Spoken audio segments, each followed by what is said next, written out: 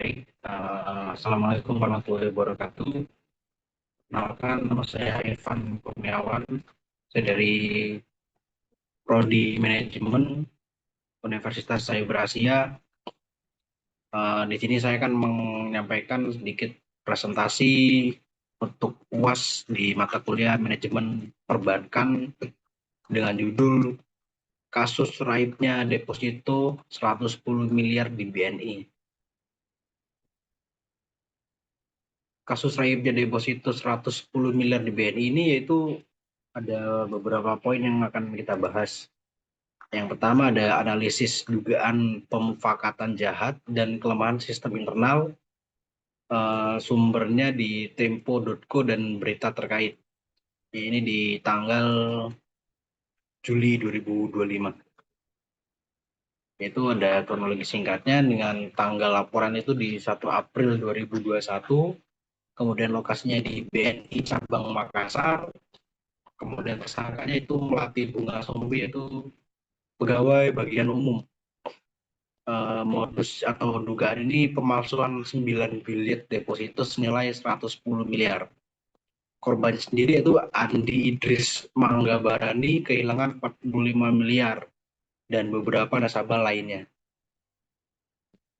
Dugaan kejahatannya itu ada yang pertama pemalsuan dokumen perbankan, lalu kemudian ada penyalahgunaan wewenang internal, dan juga dugaan pemufakatan jahat internal.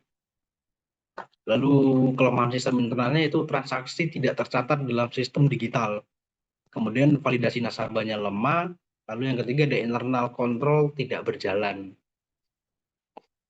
Lalu dampaknya sendiri itu bagi nasabah kehilangan dana, lalu kepercayaan hilang, kemudian bagi BNI-nya sendiri itu reputasinya rusak. Lalu kemudian ada potensi tuntutan hukum juga. Kemudian bagi industri itu menurunnya kepercayaan terhadap sistem perbankan nasional. Lalu kemudian ada dugaan jahatnya sendiri itu Melati adalah pegawai bagian umum, tidak punya akses penuh.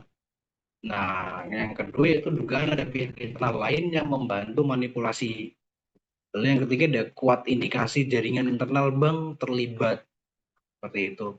Lalu tindakan yang harus diambil ialah untuk BNI-nya sendiri ya, perlu dilakukan audit independen, kemudian ada memberikan kompensasi kepada nasabah, lalu perbaikan sistem.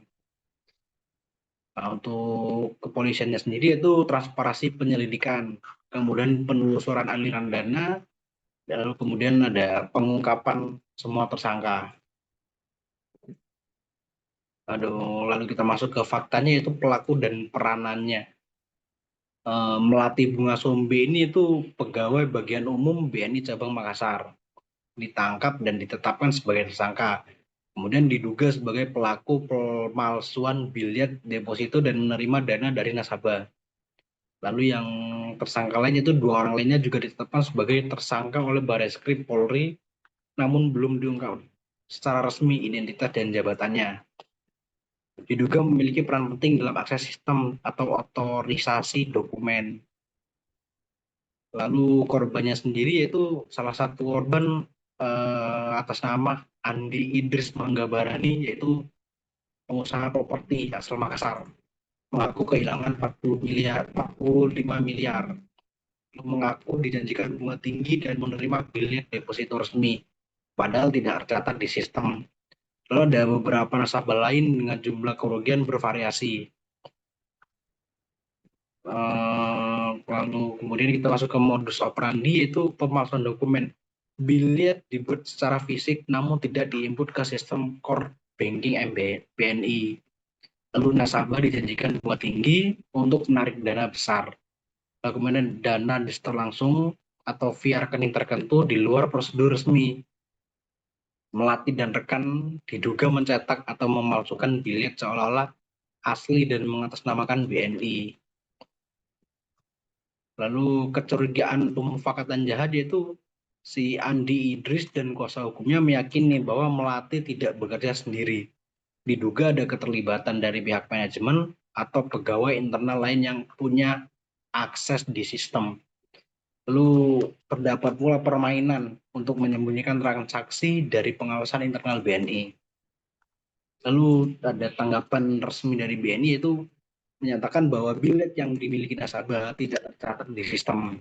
Lalu kemudian menyerahkan kasus ke pihak kepolisian, lalu kemudian belum ada informasi jelas soal kompensasi terhadap nasabah. Lalu lanjut ke proses hukumnya, yaitu dilaporkan ke Barreskrim Polri sejak April 2021. Polisi telah menetapkan 3 tersangka. Kemudian belum ada putusan hukum final hingga kini. Update terakhir yaitu 2023 sampai 2024. Lalu nasabah menuntut pertanggungjawaban secara hukum dan perdata. Lalu kita masuk ke kelemahan sistem, dan yang terungkap yaitu karyawan non-core bisa menyalahgunakan kepercayaan dan membuat transaksi ilegal.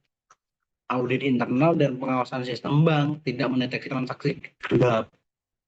Kurangnya kontrol ganda atau dua kontrol atas pencetakan dan validasi bilet deposito. Kesimpulannya, kasus ini bukan hanya kelalaian individu, mengindikasikan celah sistematik dan dugaan kejahatan kolektif, kemudian perlu langkah hukum, perbankan, dan audit menyeluruh. Ini bukan kasus kriminal biasa, tapi indikasi penipuan sistematik dalam lembaga keuangan. Besar kemungkinan ada jaringan internal yang memfasilitasi kejahatan. Masih banyak celah hukum dan kelemahan sistem pengawasan bank di Indonesia. Referensi ini saya dapat di tempo.co di September 2021, dan data investigasi awal BNI dan Barreskrim Polri, kemudian ada hasil wawancara nasabah dan pengacara. Terima kasih.